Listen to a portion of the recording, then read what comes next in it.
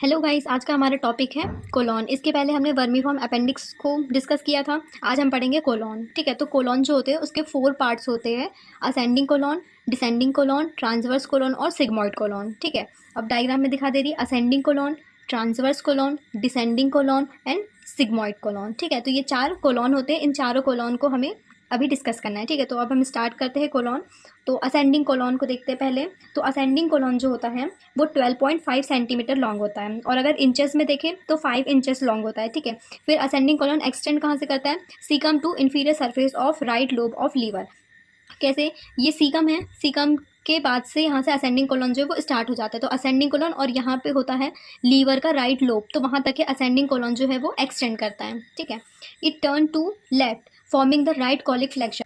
जब ascending colon left की तरफ टर्न होता है तो ये बनाता है राइट कॉलिक फ्लेक्चर। इसको हिपैटिक फ्लेक्चर भी कहते हैं। ठीक है, तो right colic flexure ascending colon जब लेफ्ट में टर्न होता है तब बनाता है। ठीक है, फिर इसके रिलेशंस भी होते हैं। तो इसके रिलेशंस में क्या है? एंटीरियर रिलेशन में है coils of small intestine and greater omentum, और पोस्टीरियर में है इलियकस, कॉर्डेटस लंबोरम और राइट किडनी। ठीक है, देखिए ये सीकम है, सीकम से यहाँ से असेंडिंग कोलॉन स्टार्ट हुआ है, और ये है यहाँ पे हिपैटिक फ्लेक्चर। तो वहाँ से जो है हमारा असेंडिंग कोलॉन एक्सटेंड करता है। ठीक है, ये राइट लोब ऑफ लीवर है। अगर मैं यहाँ से डायफ्राम को हाइड कर दूँ तो ये राइट लोब ऑफ लीवर आपको दिख रहा होगा। यहाँ तक कि असेंडिंग कोलॉन एक्सटेंड करता है। उसके बाद में अगर इसके रिलेशंस देखें तो आपको दिख रहा होगा कि एंटीरियर रिलेशन में ये है कॉइल्स ऑफ स्मॉल इंटेस्टाइन, तो स्मॉल इंटेस्टाइन की कॉइल्स आएगी।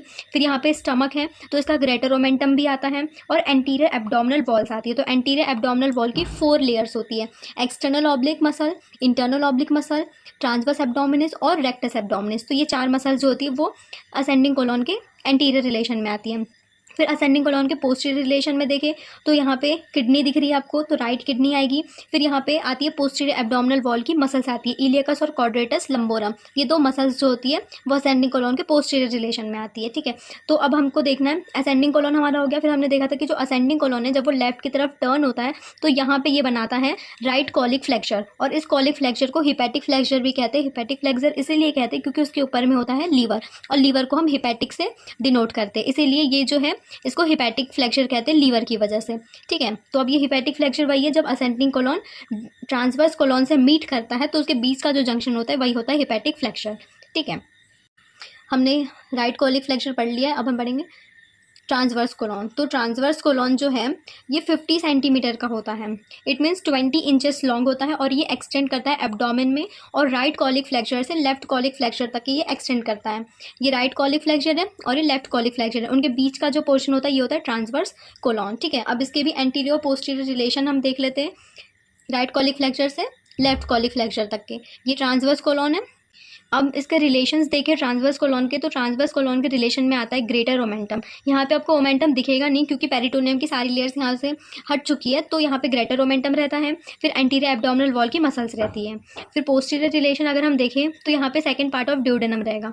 ये सेकंड पार्ट ऑफ ड्यूडेनम दिख रहा है, और हेड ऑफ पेनक्रियाज होता है, and coils of जेजिनम and ileum. तो ये पोस्टीरियर रिलेशन में आ जाती है ट्रांसवर्स कोलॉन के। ठीक है, अब हमारे पास में ट्रांसवर्स कोलॉन के बाद में है लेफ्ट कॉलिक फ्लेक्चर। अब जो लेफ्ट कॉलिक फ्लेक्चर होता है इसको स्प्लीनिक फ्लेक्चर भी कहते हैं। क्यों? क्योंकि ये ट्रांसवर्स कोलॉन और डिसेंडिंग कोलॉन के जंक्शन में होता है। ये ट्रांसवर्स कोलॉन है और ये डिसेंडिंग कोलॉन है, तो इन दोनों के बीच का जो जंक्शन होता है इसको कहते हैं लेफ्ट कॉलिक फ्लेक्चर या स्प्लेनिक फ्लेक्चर। ये जो है ये स्प्लीन होती है, स्प्लीन के पास में है, स्प्लीन से कनेक्ट है ये, इसलिए इसे स्प्लीनिक फ्लेक्चर भी कहते हैं। ठीक है, तो हमारे 2 कोलॉन हमने कर लिए। अब हम करेंगे डिसेंडिंग कोलॉन। तो डिसेंडिंग कोलॉन जो होता है ये 25 सेंटीमीटर लॉन्ग होता है, और अगर इंचेस में देखें तो 10 इंचेस लॉन्ग होता है। फिर जो डिसेंडिंग कोलॉन होता है ये एक्सटेंड करता है लेफ्ट कॉलिक फ्लेक्चर से सिग्मॉइड कोलॉन तक के। ये लेफ्ट कॉलिक फ्लेक्चर है, यहाँ से सिग्मॉइड कोलॉन तक के एक्सटेंड करता है डिसेंडिंग कोलॉन। ठीक है, अब इसके भी रिलेशंस हम देख लेते हैं। तो एंटीरियर पोस्टीरियर रिलेशन अगर हम देखें तो इसके एंटीरियर रिलेशन में आती है कॉइल्स ऑफ स्मॉल इंटेस्टाइन, और ग्रेटर ओमेंटम भी आता है, और एंटीरियर एब्डोमिनल वॉल आती है। ठीक है, अगर इसका पोस्टीरियर रिलेशन अगर हम देखें तो पोस्टीरियर रिलेशन में हमें पोस्टीरियर एब्डोमिनल वॉल की मसल्स मिलेगी, इलियकस, कॉर्डेटस लंबोरम और ट्रांसवर्स एब्डोमिनिस, और ये लेफ्ट वाली किडनी। तो लेफ्ट किडनी जो है ये पोस्टीरियर रिलेशन में आ जाती है। ये हमारा डिसेंडिंग कोलॉन हो गया। अब हम पढ़ेंगे सिग्मॉइड कोलॉन। तो सिग्मॉइड कोलॉन जो होता है इसकी लेंथ होती है 37.5 सेंटीमीटर ये लॉन्ग होता है, और अगर इंचेस में देखें तो 15 इंचेस लॉन्ग होता है।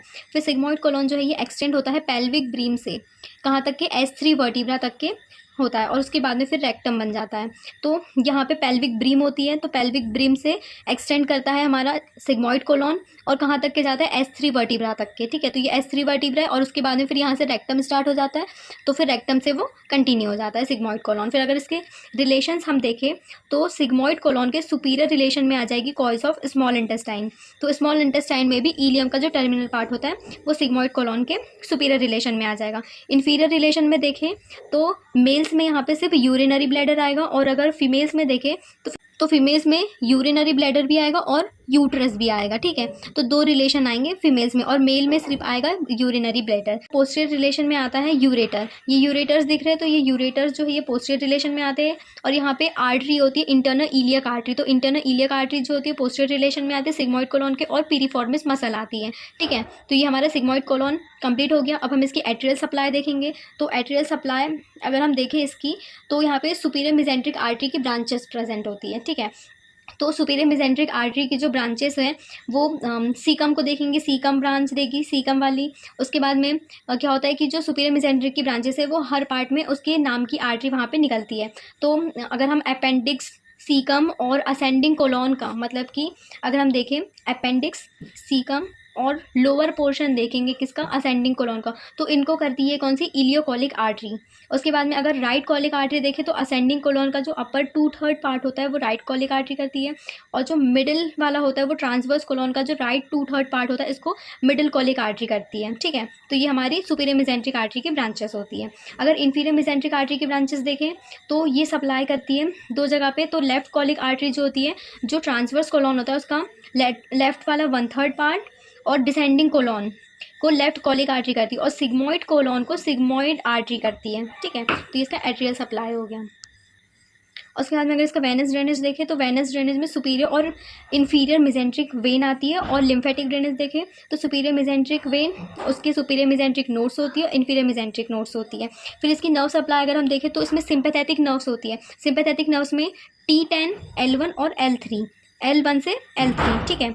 और पैरासिम्पैथेटिक नर्व देखें तो उसमें वैगस नर्व आती है। फिर इसके अप्लाइड एस्पेक्ट्स देख लेते हैं। तो अप्लाइड एस्पेक्ट्स में होगा स्मॉल इंटेस्टाइन का इन्फेक्शन हो सकता है। तो स्मॉल इंटेस्टाइन के इन्फेक्शन को हम कहते हैं इंटेराइटिस, मतलब कि स्मॉल इंटेस्टाइन में इन्फ्लामेशन। फिर अगर कोलॉन में इन्फेक्शन है तो कोलेआइटिस हो जाता है, ठीक है। फिर बैक्टीरियल इन्फेक्शंस होते हैं जैसे कि ट्यूबरक्लोसिस, टाइफॉइड फीवर और इंट्रेंसिक फीवर्स भी प्रेजेंट्स होते हैं उसमें।